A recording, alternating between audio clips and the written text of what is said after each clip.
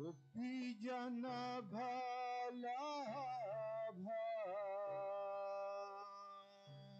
girivardhari jaya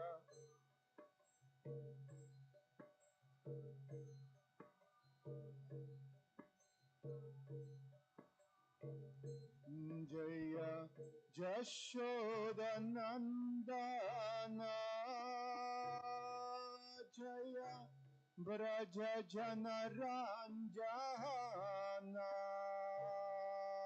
Jaya Jaga Janaranjana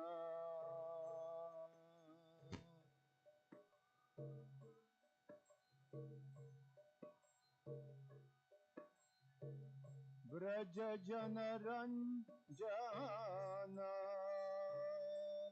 Jaya Braja Janaranjana Jamuna Tirabhanachari Jaya Kunja Bihari Jaya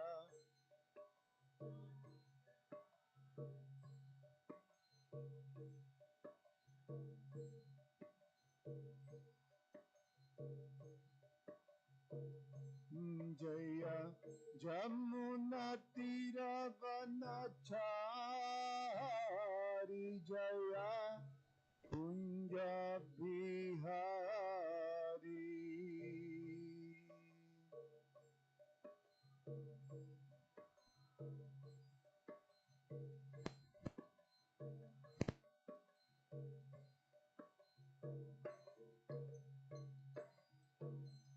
Jaya Radha Madhava Jaya Kunja Bihari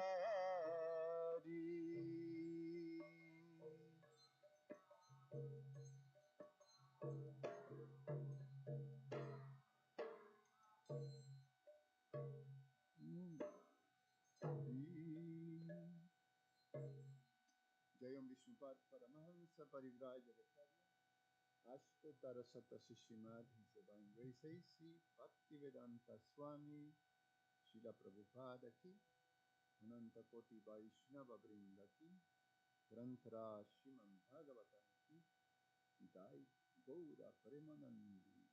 All glories to the assembled devotees. All glories to the assembled devotees. All glories to the assembled devotees. All glories to Shishi Guru and Shigoranga.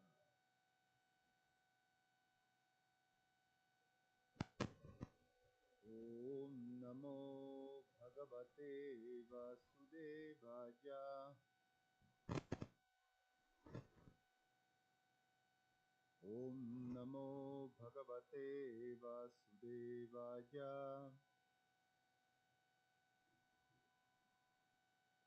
Om Namo Bhagavate Vasudevaya.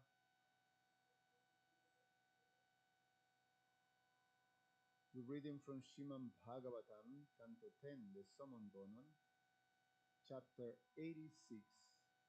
Arjuna kidnaps Subhadra and Krishna blesses his devotees. That's number 1. But first, in general, we read the chapter summary by the Bhaktivedanta Book Trust. This chapter describes how Arjuna kidnapped Subhadra and how Lord Krishna went to Mithila to bless his devotees, Bahulaswa and Srutadeva. When King Parikshit desired to learn about the marriage of his grandmother, Subhadra Devi, Sri Sukadev Goswami said, quote, while touring on pilgrimage, Arjuna heard that Lord Baladev intended to give the hand of his sister Subhadra to Duryodhana in marriage. Wanting to kidnap Subhadra and marry her himself, Arjuna disguised himself as a renunciant and went to Dwarka.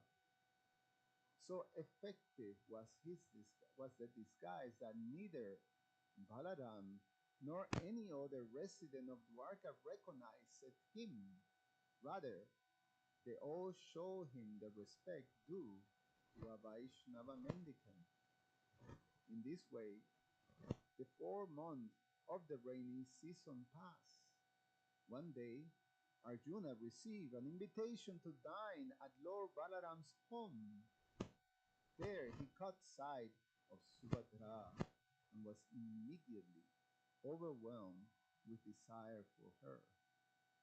Subhadra also desired to have Arjuna as her husband, and thus she glanced back at him shyly. A few days later, Subhadra left the palace to participate in a chariot festival. Taking this opportunity, Arjuna abducted Subhadra and defeated the Yadavas who tried to stop him. Lord Balaram was at first greatly angered to hear of this, but when Lord Sri Krishna and other family members pacified him, he became joyful and sent the bride and groom off with elaborate wedding gifts. End of quote. There was a Brahmana devotee of Sri Krishna named Srutadeva who lived in the city of Mithila. By the will of Providence, he could earn only barely enough to keep himself and his family alive. Still, he was always satisfied and spent all his time executing his religious duties. King Bahulaswa was another great devotee of the Lord, residing in Mithila, a member of the dynasty in which King Janaka has appeared. Bahulaswa ruled over the whole province of Videha, yet he remained as detached from material wealth as Sutadeva. Pleased with the devotional attitude of both these great souls, Lord Krishna went on his chariot to Mithila to visit them, taking along Narada and several other learned sages. The people of Mithila greeted the Lord and his saintly entourage with great delight. Bearing various gifts to Krishna, they bow down and offer obeisances to both him and the sages. Bahulasra and Shrutadeva both stepped forward and respectfully requested Sri Krishna to visit their homes. To satisfy both of them, the Lord expanded himself and went to each of their homes simultaneously. They each worshiped him suitably, offered prayers, washed his feet, and then sprinkled themselves and all their family members with the washed water. Lord Krishna then praised the sages who were with him and glorified Brahmanas in general. He also imparted instructions to his host concerning devotional service. Understanding these instructions, both Srutadeva and Bahulasra honored the sages and Lord Sri Krishna with single-minded devotion. Lord Krishna then returned to Dwarka. Text number 1. Sri Raja Uvacha Brahman Veditun Ichchama Swasaram Ramakrishnayo Jatopajeme Bijajo Jamama Shitita Mahi. Sri Raja Uvacha Brahman Veditun Ichchama Swasaram Ramakrishnayo Jatopaje me bijajo Jamamasit pitamahi Sri Rajauvacha Brahman veditum ichama Swasharam Ramakrishnajo Jathopaje me bijajo Jamamasit pitamahi. This time. Sri Rajauvacha Brahman veditum ichama Swasharam Ramakrishnajo Jatopaje me bijajo Jamamasit pitamahi.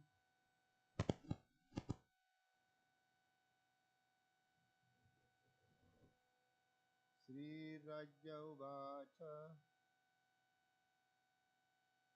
Brahman veditum ichama Swasharam Ramakrishnajo Jatopaje me bijajo Jamamasit pitamahi. Sri Rajauvacha Brahman veditum ichama Swasharam Ramakrishnajo Jatopaje me bijajo Jamamasit pitamahi. Sri Rajauvacha Brahman veditum ichama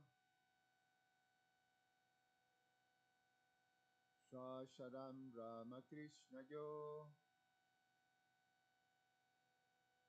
Jatopaje me bijajo Jamamasi pitamahi. Sri Rajauvacha Brahman veditum ichama Swasaram Ramakrishnajo Jatopaje me bijajo Jamamasi pitamahi. Sri Rajauvacha The great King Parikshit said, Brahman, O Brahmana Sukadev, Veditum to know, Ichamaha, we wish, Swasaram, the sister, Ramakrishna Joho, of Balaram and Krishna, Jatha, how, Upayeme, married, Vijayaha, Arjuna, Ja, she, who, Mama, my, Asit, was, Pitamahi, the grandmother. Translation and purport by the disciples of His Divine Grace A.C. Bhaktivedanta Swami Srila Prabhupada Ki Jai. King Parikshit said, O Brahmana, we would like to learn how Arjuna married Lord Balaram's and Lord Krishna's sister, who was my grandmother. Purport. Parikshit Maharaj turns now to the topic of the marriage of Lord Krishna's sister, Subhadra. In the opinion of Srila Sridhar Swami, King Parikshit's questions here follows from the previous narration because Arjuna winning the hand of Subhadra was just as difficult a feat as Lord Krishna's retrieving the sons of Devaki from the realm of the dead, since Lord Balaram himself opposed Subhadra's marriage to Arjuna. Om Gyana Timirandasya Gyananjana Shalakaya Chakshur Ummilitam Gena Tasmai Sri Guruve Namaha. Nama Om Vishnu Padaya Krishna Prasthaya Nama Om Vishnu Padaya Krishna Prasthaya Bhutale Srimate Bhaktivedanta Swamin Iti Namine Namaste Saraswate Deve Gauravani Pracharine Nirvishesha Shunyavadi Pashyatya Deshatarine Jai Sri Krishna Chaitanya Prabhu Nityananda Sri Advaita Gadadhar Shivasadi Gaura Bhakta Vrinda Hare Krishna Krishna Krishna Hare Hare Hare Rama Rama Rama Hare Hare Panchakalpa Tarubhyascha Kripa Sindhuvyacha Patitanam Pavanevyo Vaishnavevyo Namo Namaha. So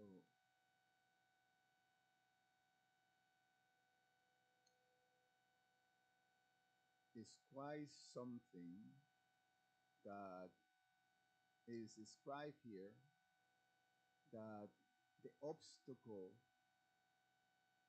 that to overcome the decision of Lord Balaram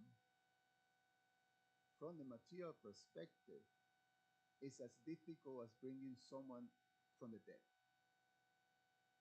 So it's basically, from the material perspective, it's impossible. Impossible. So the question here is from Parikshit Maharaj is how this happened. Of course, we just heard and that Lord Krishna performed this amazing feat of bringing the 6 sons of Devaki from the realm of the dead back to her. And of course, it's not the first time that Krishna does that, because Devaki requested this to Krishna because he did the same from his spiritual master, or his spiritual master, Sandipani Muni. So this is something that is inconceivable. It's an inconceivable pastimes of the Lord. That is not something that can be performed. That is, it's an impossible thing to perform from a material perspective. So only the Lord, only the Lord by His desire and potency can do that.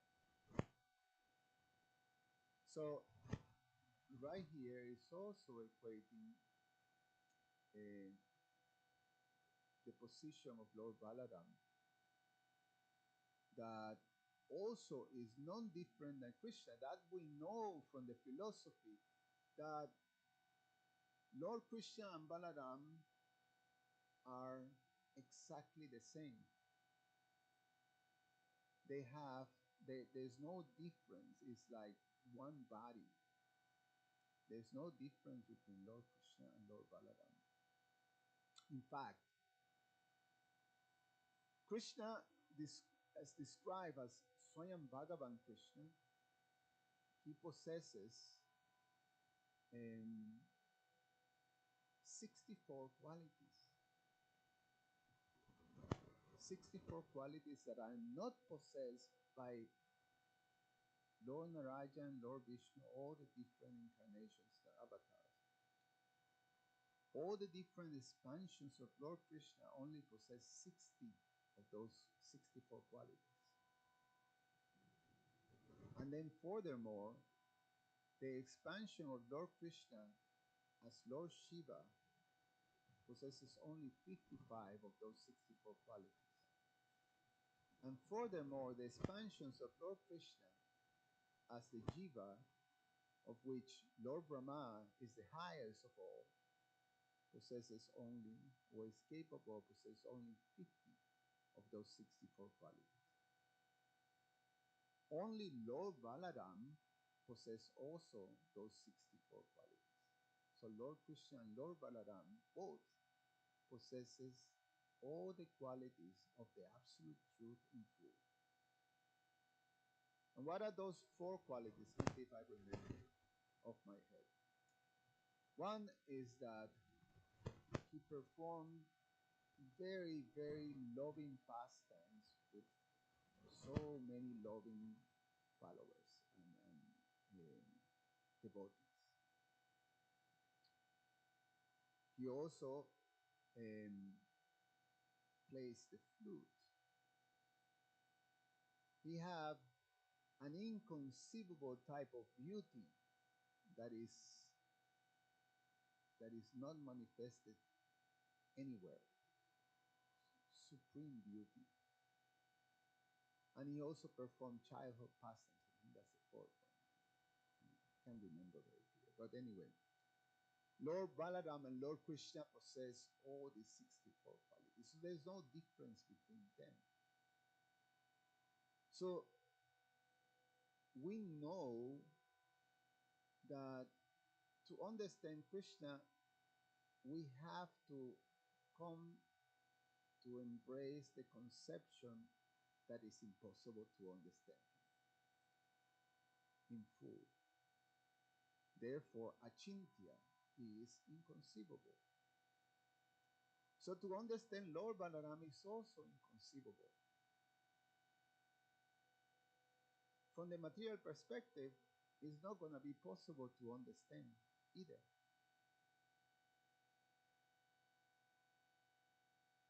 Actually, not even from the materialistic perspective is impossible. From all perspectives, it's impossible. Because even great personalities, sages, and munis, and tapasis, and yogis are not capable of fully understand Krishna and Balaram. What to speak of Krishna and Balaram? To understand Krishna's potencies is also impossible. In fact, Krishna's potencies are there as a cause of bewilderment even to great sages and yogis. So the Lord and all his energies is not possible to fully understand unless one, this is what the Bhagavatam narration tells us, unless, and Krishna himself, unless you take shelter of Krishna's devotees. Because only a devotee is capable to understand Krishna and in tattva, in truth. And how is this possible when, you know, the understanding of Krishna is ever expanding? This is only possible because Krishna revealed that to the devotee. It's by Krishna's grace, by Krishna's revelation. And it's a consistent thing that we have through the Srimad Bhagavatam, how Krishna, when he gives his darshan, he also gives to the devotee full understanding about himself. I was just recently hearing about, in the fourth canto, about Dhruva Maharaj pastime. And when Dhruva, by following very, very sincerely and perfectly the instructions of his spiritual master, Srila Narada Muni, in performing his sadhana with great determination, he was able to receive the darshan of the Lord from within the heart, and then outside the heart, the Lord manifests his beautiful form, four-handed form. And boy Dhruva, when he saw Lord Narayan, he immediately wanted to offer prayers, but he was stunned. And one of the reasons is that he was just only a 5-year-old boy, and he hasn't fully studied the Vedas and assimilated that. So he didn't have the substance, in one sense, the philosophical substance to offer proper prayers. So he was stunned. He couldn't say anything. He wanted. He couldn't say anything. But then what did the Lord did? He touched Dhruva with his conch shell in his forehead, and immediately all the Vedas were revealed to him. All the full knowledge of the Vedas were revealed to Dhruva, and his knowledge became fully mature, like, any of the great sages, devotees, Vaishnava sages. He became fully conversant with all the truth, just like Lord Brahma. So the Lord gave to his devotee this full knowledge.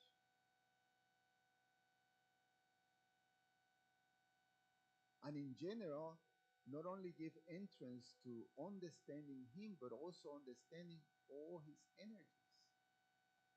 So the devotee is able to fully understand when Lord Brahma had the first darshan with Lord Krishna, or Lord Vishnu. Lord Vishnu introduced all his energies to him, one by one. All the spiritual forms of all his energies, the material energy, all the material elements, they have a spiritual form in Vaikuntha. And they were in Lord Brahma becomes introduced to all these different potencies of the Lord. When Srila Vyasadeva had darshan of Krishna after following Narada Muni's instructions, what did he see? The form of the Lord with all his energies standing by his side. So they're able to understand. So only through devotional, I'm saying this, only through devotional service one is able to understand the tattva of Krishna, of Krishna's expansions, and Krishna's energies. So to understand Lord Balaram is not a simple thing. And the situation here is that in Dwarka, Lord Krishna as Vasudeva and Lord Balaram as Sankarshan, they have there's quite some difference in terms of opinions and personality, and and there's certain type of strength, and there's some conflict in there.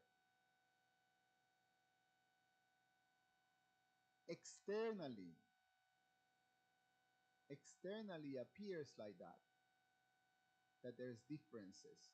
And here's one that is very obvious, that one have to, go through while reading or while hearing the Mahabharata. The position of Lord Balaram and Lord Krishna in terms of certain political decisions. As we know, Krishna favored the Pandavas.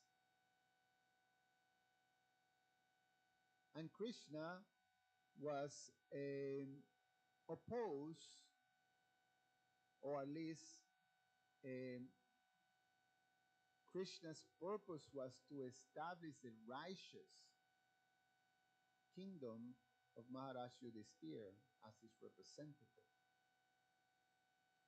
And of course, Krishna was not at all accepting the way in which Dhritarashtra and his sons, headed by Duryodhana, were acting. Part of Krishna's business was to eliminate all those irreligious rulers. Yada yada hi dharmasya, paritranaya sadhunan, vinashaya chaduskritan. The duskritas, these irreligious, sinful, within rulers, they have to be eliminated.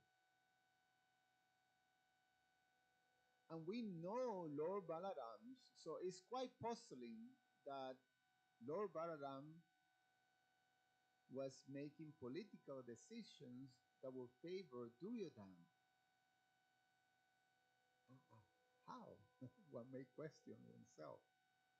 How? I mean, obviously, there was no secret of Duryodhana's wickedness.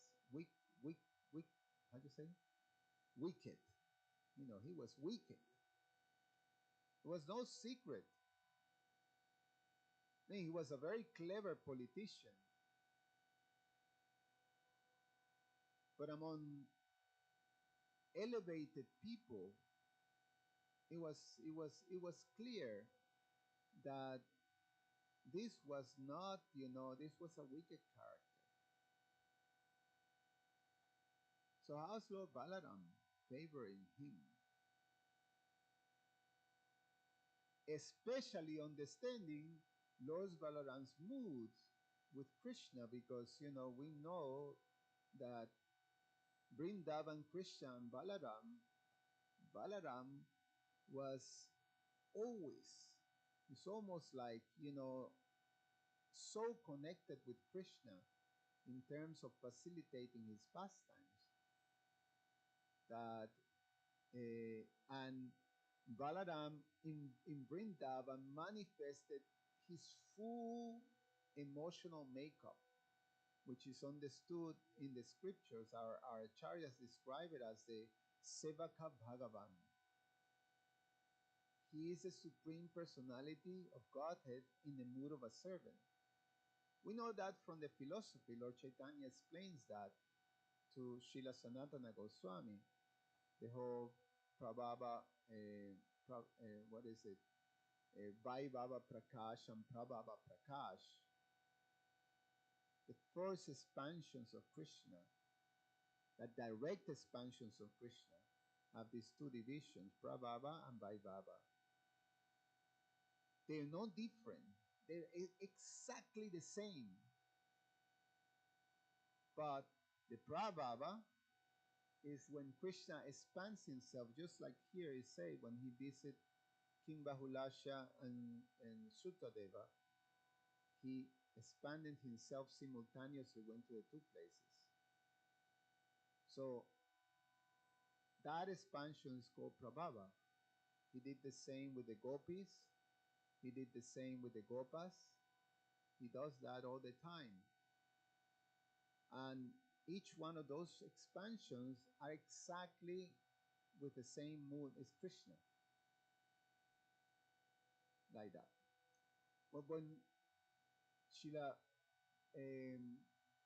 Lord Chaitanya explained to Srila Sanatana Goswami, when for Leela's sake there's a requirement of a different emotional makeup,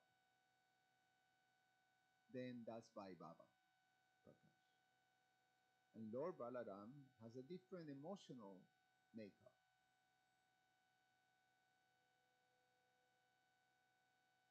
Lord Balaram, the difference is in terms of mood and in terms of complexion. And the term that is used is a different Baba. It's a different Baba. It's a different mood. And what is this mood? And so both the mood and the complexion, our acharyas describe, are very, very connected with each other. What is the complexion of Lord Balaram? Is whitish. The term that is used by Lord Chaitanya is Pandura. Pandura means that he have the complexion of the moon or the crystal, both, like that. The moon and the crystal. The moon, the full moon, he have this beautiful white color, white complexion. And both, that complexion also defines his mood, his emotional mood, like that. And it's explained that both, the Lord Chaitanya explains this, that both the moon and the crystal, they have this quality of being reflective. They're reflective agents. The moon reflects the light of the sun. And the crystal, whatever you put on the side of the crystal, it will reflect that. So Lord Balaram always reflect Krishna's personality. So from the perspective of being dedicated to the service to facilitate Krishna's desire. And therefore, because of that, because Lord Balaram reflects Krishna's potencies, or like the moon shines the light of the sun. So Lord Balaram shines Lord Krishna to the whole world. So Lord Balaram is considered also the Adi Guru, sort of the original spiritual master of the whole manifestation, cosmic manifestation. So Lord Balaram as a Sevaka Bhagavan, how is that he is now in Vrindavan? He constantly facilitated Krishna. He was very much in sync. But in Dwarka, now he have this difference, quite opposite. I mean, it was like, what? I mean, maybe if he wanted to marry Subhadra to Yudhisthira, or to, you know, some other personality. But to Duryodhan, it's like, why? You know? And so one may question oneself. And the fact is that if Lord Balaram wanted to marry Subhadra to Duryodhan, for Arjuna to be able to take Subhadra, to kidnap her, that's an impossible thing.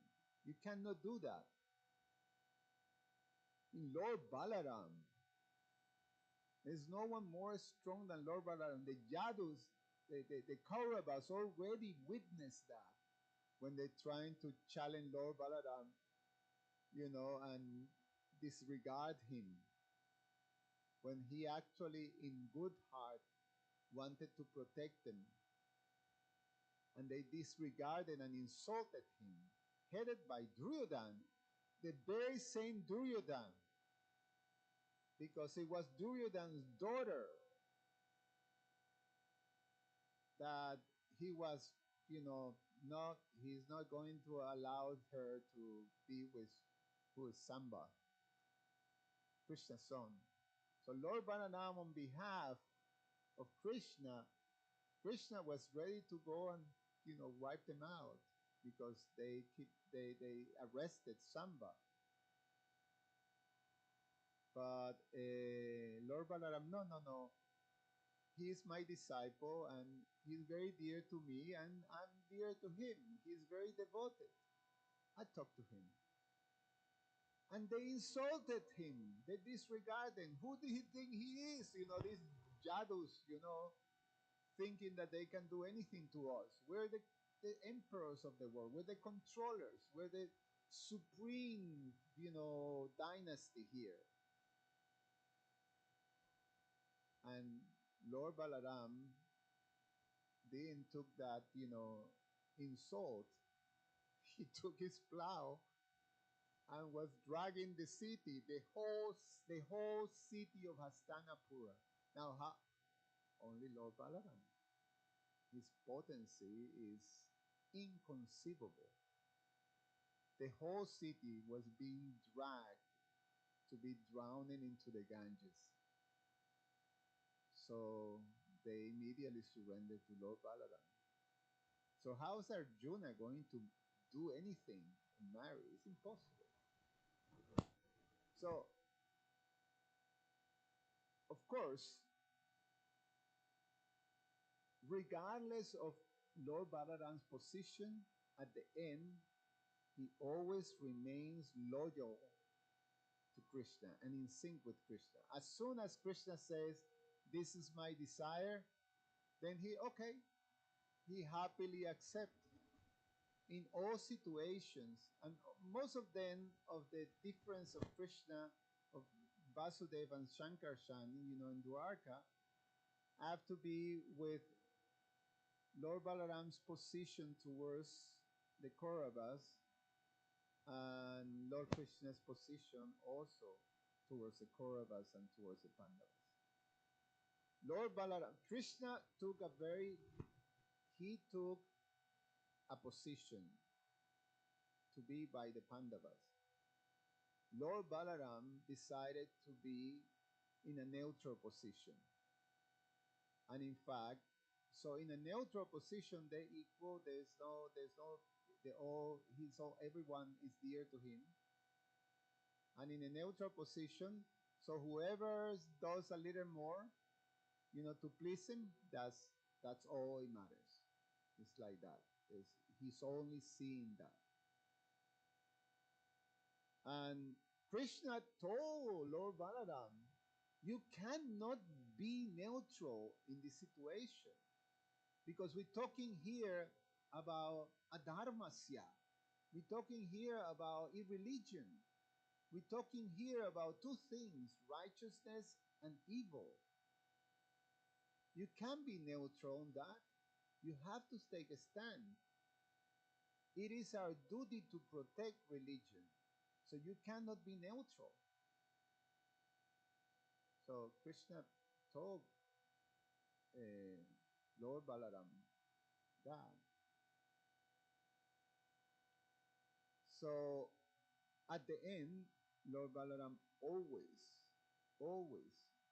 agrees with Krishna because Lord Balaram's, again, his mood never changed of Sevaka Bhagavan, fully dedicated to facilitate all Krishna's desires. So therefore, our acharyas give us entrance to understand the tattva of Lord Balaram. His mood is never compromised, and it's all to facilitate the lila. So this is all lila, this is all pastime. So now the question is, why so much lila and so much drama? I mean, Krishna comes with a business, establishes the principles of religion, wipe the demons, and satisfy the devotees. He can do that. He can just, go to business. You don't need a lot, these whole dramatic things and all these different, he just goes and wipe, just like Lord Parshuram. He just went to business. He took his axe and just chopped everybody. There's no drama on there's no like, intrigues,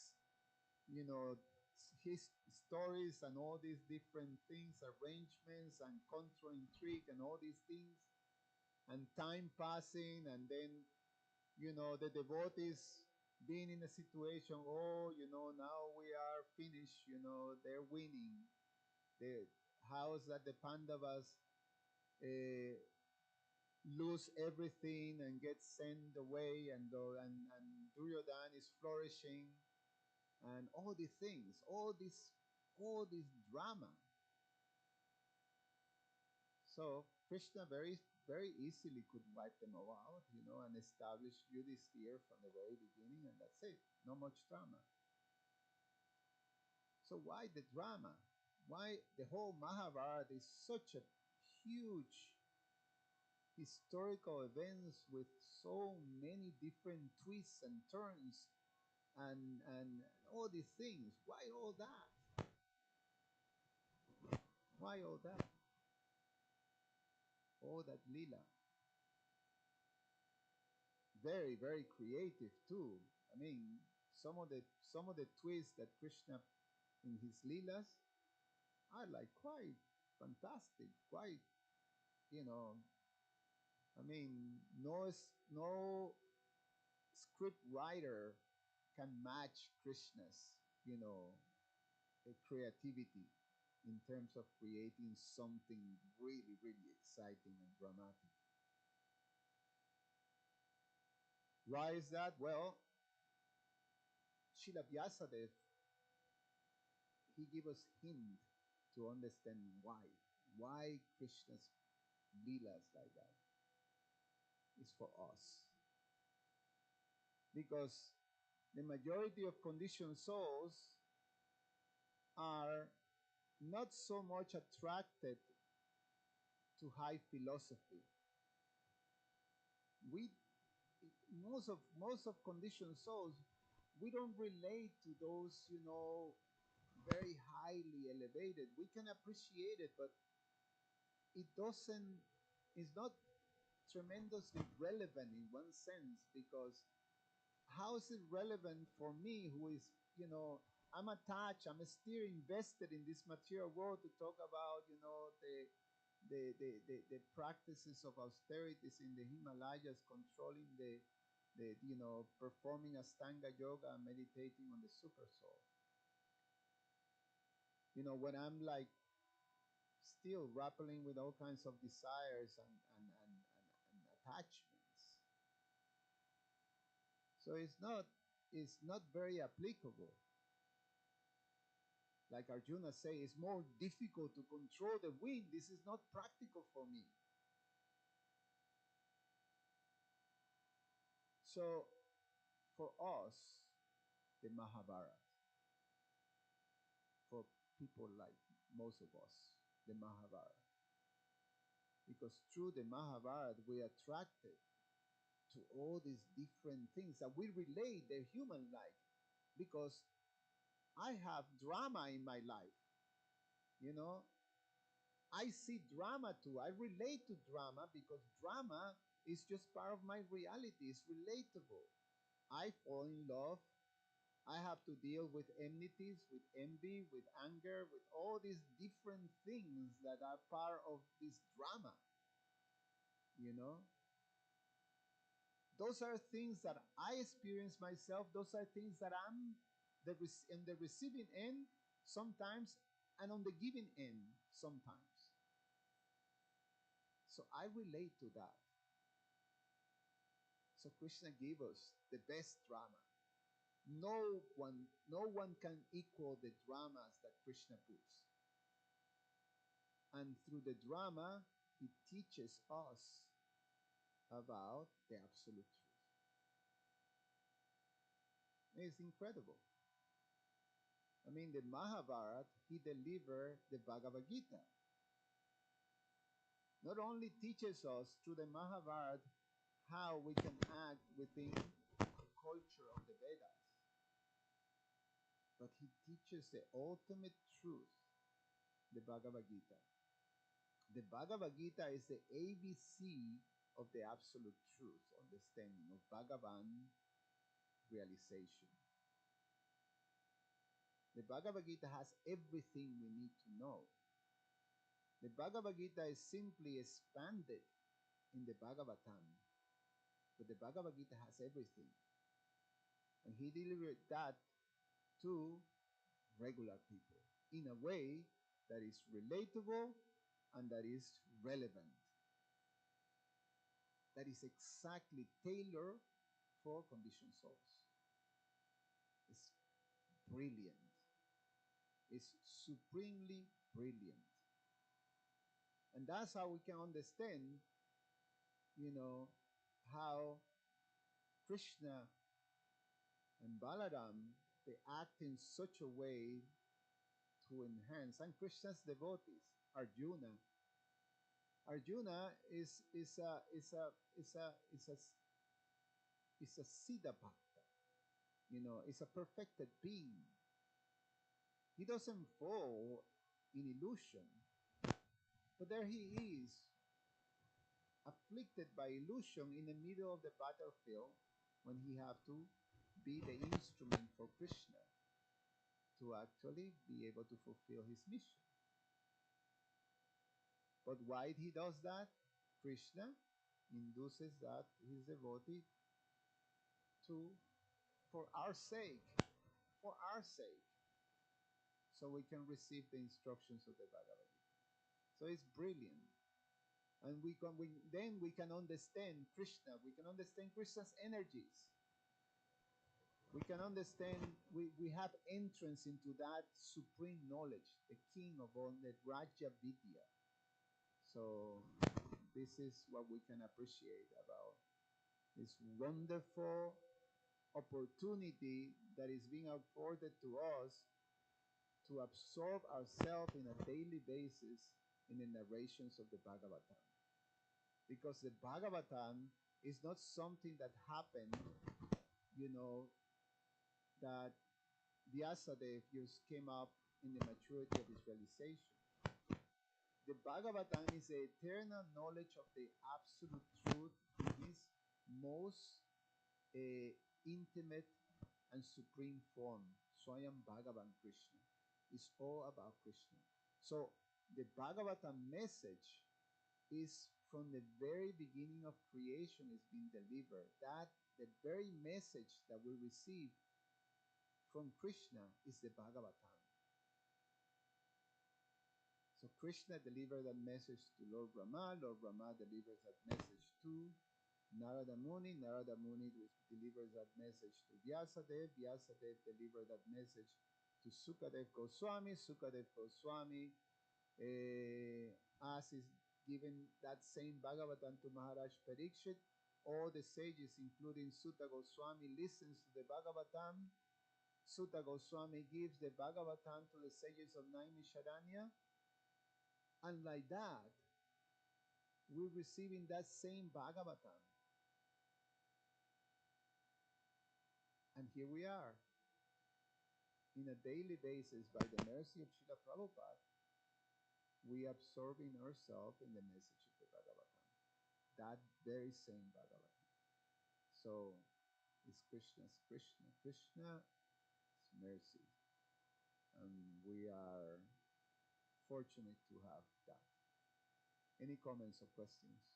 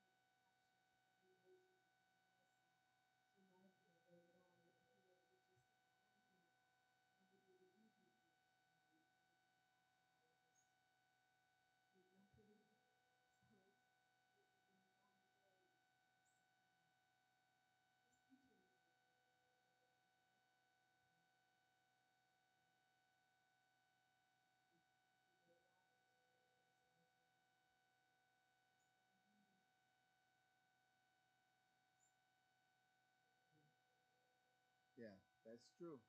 However, you know, there's one thing that we learn, that the material world is designed to be dramatic. Dukalayan ashashvatam. It's always changing, and it's there's always some miserable thing happening. So that's where the drama comes. When something there's some there's there's a happy moment, and then there's something that comes that sort of threaten that or takes that away, and then you have to get it back, and this and that. So all these dramatic things happens. But the lessons that we learn from the material perspective in general are means of trying to manage those different situations, but at the end doesn't find solutions, because there's always, you know, it's not going to stop the the miseries that we have to experience. The difference with the Bhagavatam is the Bhagavatam free us, you know, from from not only give you that sense of relatable things, but also frees you from the condition of material suffering. It automatically creates auspiciousness and happiness. So we start to experience that type of relief as we go through the process of purification by listening to the Bhagavatam. What is it? Um, Shimbatan Swakata Krishnan Punyan Shravanam Kirtanam. This is the ultimate activity of piety, and then Nityam Bhagavata Swarupa. What is it? How's it go? Um, Nashtra Prayeshra Bhadreshu Nityam Bhagavata Sevaya. That by hearing all the unwanted things that are part of suffering, they become um, eliminated. So that's the difference,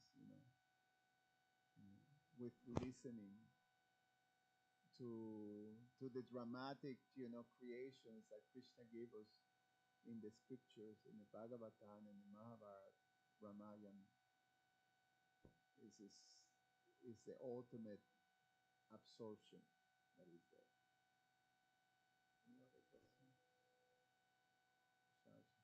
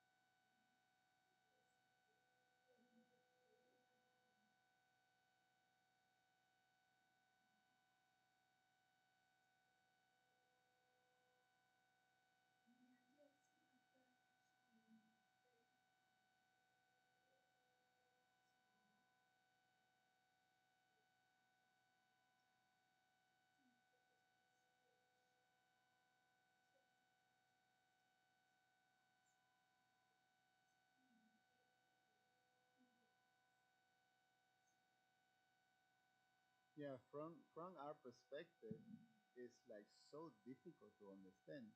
You can also question, say, for example, Lord Shiva giving boons to all kinds of crazy demons, and Lord Shiva is is a supreme devotee, you know.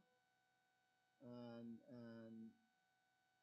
how is that he doesn't discriminate in giving boons to people who causes so much harm, you know? So and at the end, really, the only way we can understand that is that they're facilitating a pastime that Krishna, some, you know, the pastime that Krishna wants to perform. And again, the same thing, Krishna performed these pastimes to actually for our sake. It's not only to establish the principles of religions, but also to leave the means that we become very attractive to him. He becomes, you know, our ultimate hero. So yeah, is from any regular perspective is like one can question, you know, where is Lord Balaram's common sense? I mean, this guy was wicked like that. I mean, even the their own kids, Vidura, from the very beginning, just the symptoms, just the symptoms when he took birth, they were such a bad omens that he says, you know, this one, you just now that is just taking birth, eliminate him.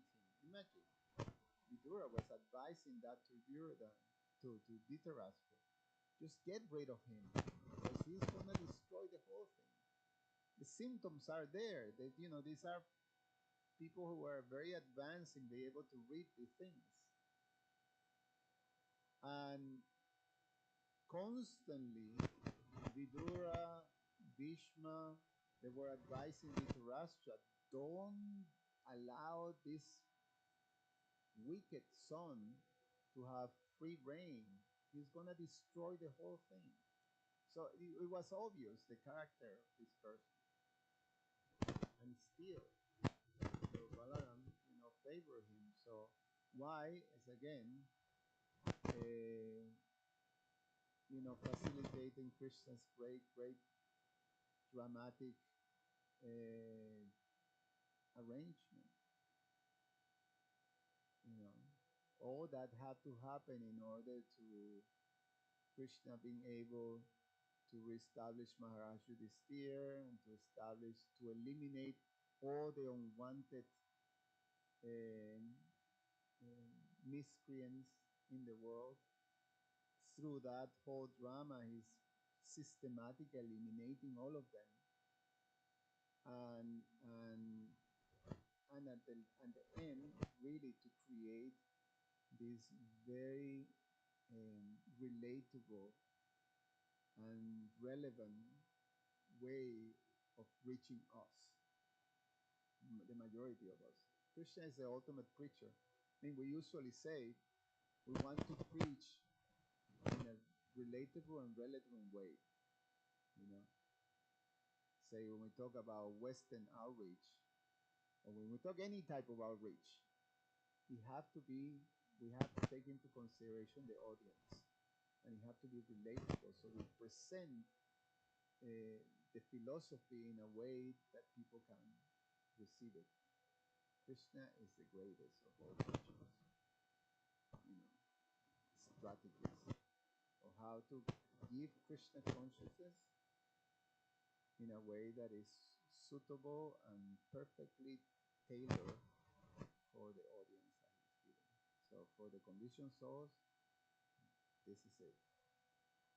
You know, the Vedanta Sutras and the Upanishads, two of way up there for common people. Ramayana, Mahabharata, Bhagavad Gita, perfect.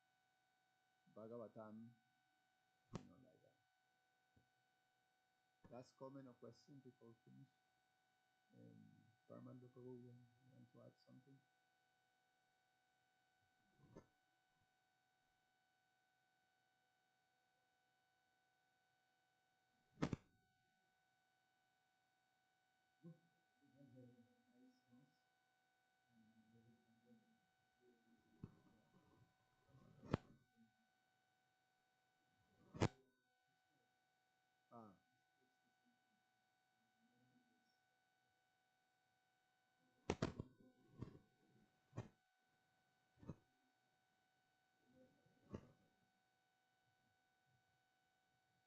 Yeah, I find that also very beautiful. I've read it.